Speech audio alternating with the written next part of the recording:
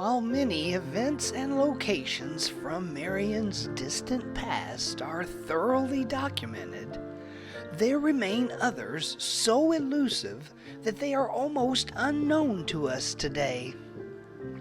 In fact, many of the best stories that include this little southern Illinois town seem to have emerged from the dust of Little Egypt's past.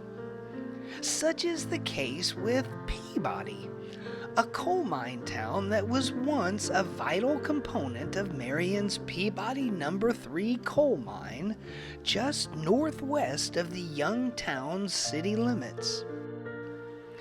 The expansion of railroads through the early 1900s, coupled with the coal mine executives intent upon extracting the fossil fuel from southern Illinois' ground, forever changed Marion's economic future.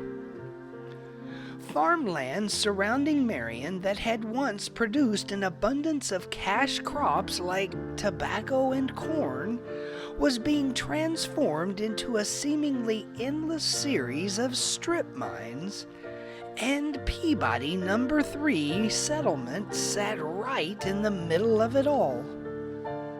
To provide for both company and economic growth, on April 15, 1911, the Peabody Coal Company would purchase approximately 35 acres adjoining the coal mine property and a stretch of the Coal Belt Electric Railway, which was also a subsidiary of the Peabody Company.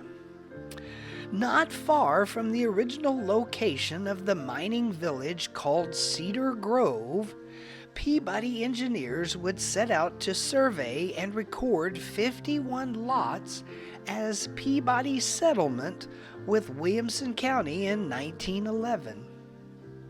Well outside any incorporated townships, the coal mine would construct a series of simple two-room wood-framed modest structures to house miners of the Marion No. 3 coal mine. With the constant influx of both local and migrant miners, Peabody Settlement emerged, seemingly to materialize from the dust belched from those shafts sunk into the southern Illinois dirt.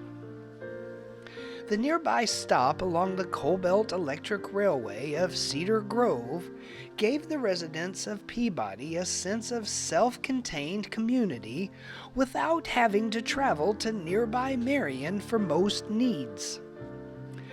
That original location of Cedar Grove was strip mined in the 1940s, but in the days of Peabody, the village featured a general store, Dr. P's medical practice, the original Cedar Grove Church, and even a moving picture theater that was all the rage in 1920s America, and great entertainment for the rural coal miners. Life in a coal mine town was hard, and Peabody was no different, even with nearby Cedar Grove. Paid in what was known as scrips or tokens, often the coal miner barely broke even at the end of the month once rent and other expenses were deducted from the miner's pay. October 29, 1929 would mark the inevitable end to Peabody. The economic crash known as Black Friday wiped out the financial security of tens of millions of Americans. Virtually overnight, the same coal that had been lucrative to extract from the earth was now little more than piles of black rocks. While the exact closure date of Peabody No. 3 has been elusive to the research of this episode, a best guess would be sometime in late 1929, when records indicate the sale of several parcels of land, including the 51 lots of Peabody Settlement. Today, the former stop along the Coal Belt Electric Railway is now a quiet, modest residential street which was long ago incorporated into the northwest part of Marion's city limits. where the only visible reminder of the area's connection to history is the sign bearing the name of Peabody Street. This is Sean Vincelette, and that is one of the stories of Marion, Illinois.